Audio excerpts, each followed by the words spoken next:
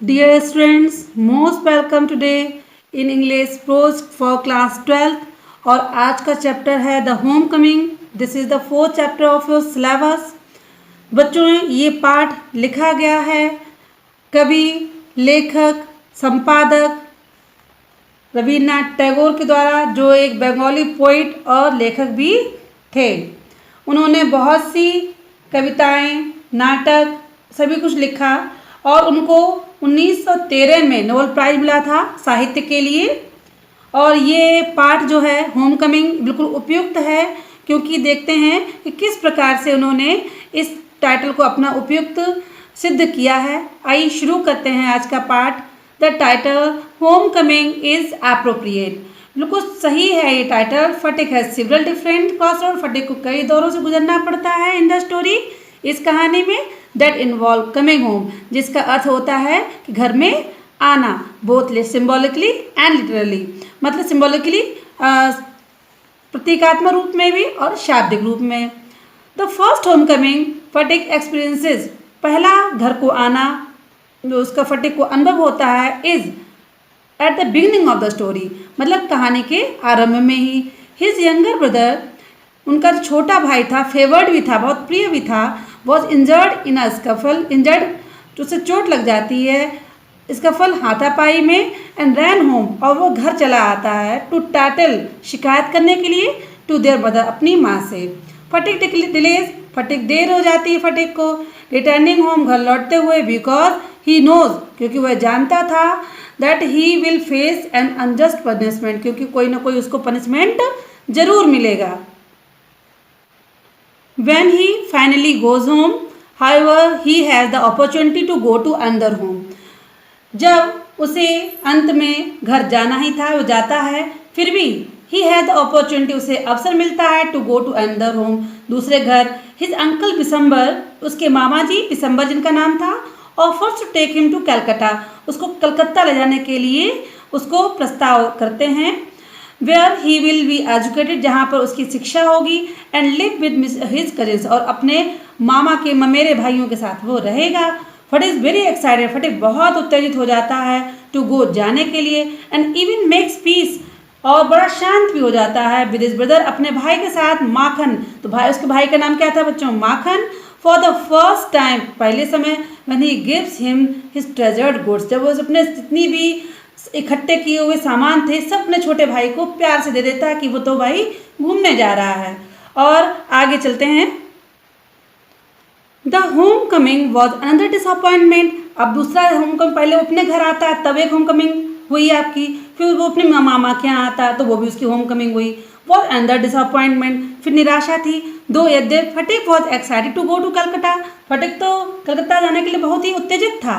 ही quickly learns, वह जल्दी ही शीघ्र ही सीख लेता है. That his aunt resents him, कि उसकी वो जान लेता है कि उसकी आंट है उसको रिसेंट, उसको पसंद नहीं करती है. And he is out of the place there, और वह वहाँ अपने घर से दूर हो गया है. डिस्पाइट हिज अटेम्प्ट्स, अपने प्रयत्नों के बावजूद, टू प्लीज हर, उसको खुश करने के. He is never able to do that, वो उसको ऐसा कर नहीं पाता है. He also dislike the city of Calcutta itself, तो फिर वह नफरत करने लग जाता है कलकत्ता शहर से. And Mrs his life in his country, और अपने देश में, अपने घर में कि जो जहाँ रहता था उस जीवन को वह बहुत ज़्यादा मिस करने लगता है. उसको उसकी कमी महसूस होने लगती है. व्हेन ही आस्क्स, जब वह पूछता है, weather he can go home, कि वह घर कब जा सकता है, कि क्या वह घर जा सकता है. हिज अंकल सेज, उसके मामा जी कहते हैं, वेट, रुको, टिल द हॉलीडेज कम, छुट्टियाँ आने दो.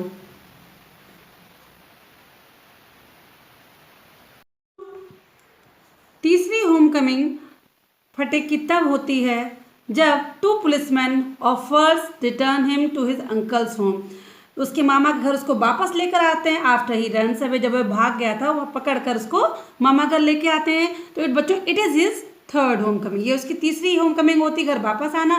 This one is even worse, ये और भी खराब हो जाती है. एज ही इज इल, क्योंकि वो बीमार हो जाता है. फ्रॉम हिज स्केप, अपने भागने की वजह से. इट इज एम्प्लाइड, और इसका अर्थ ये निकलता है फटिक इज डाइंग, फटिक बिल्कुल मरने की स्थिति में आ जाता है. The final potential homecoming is Phatik's impending death, और इसके बाद में जो फाइनल, जो इसके बाद में चौथी जो उसका घर का आना होता है वो है फटिक की मरणासन अवस्था। इम्पेंडिंग डेथ मतलब बिल्कुल मरणासन हो गया है। He waits for his mother, वह अपनी माँ का इंतजार करता है। लुकिंग डिसअपॉइंटेड, बहुत निराश दिखता है। व्हेन शी इजंट देयर, जब उसकी माँ वहाँ पर नहीं है। Despite his negative hallucinations about her beating him, मतलब इसके बावजूद भी कि उसकी माँ उसको गुस्से में बहुत अधिक पीट देती थी, फिर भी सी इज़ फाइनली कम्स, उसकी माँ फिर आती है। बट द डॉक्टर से, लेकिन डॉक्टर कह देते हैं हिज कंडीशन इज क्रिटिकल, कि उसकी जो दशा है बहुत ही नाजुक है। टैगोर राइट्स, टैगोर लिखते हैं Phatik very slowly turn his head, Phatik ने बहुत धीरे से अपना सिर घुमाया। एंड विदाउट सीइंग एनीबॉडी, किसी को बिना देखते हुए कहा सैड, कहा mother the holidays have come, क्या छुट्टियां आ गईं। और बच्चों it is the first time his mother, और ये पहला समय था जब उसकी माँ ने है शोन, उसे दिखाया था अफेक्शन, बहुत ही स्नेह, इन ए लॉन्ग टाइम, काफ़ी लंबे समय के उपरांत। कॉलिंग हिम हर डार्लिंग, उसको अपना प्रिय बेटा, and throwing herself into his bed, और उसके ऊपर अपना हाथ पैर पटकते हुए कहा अरे बेटे मैं तेरे बिना कैसे मैंने तुझको जाने दिया।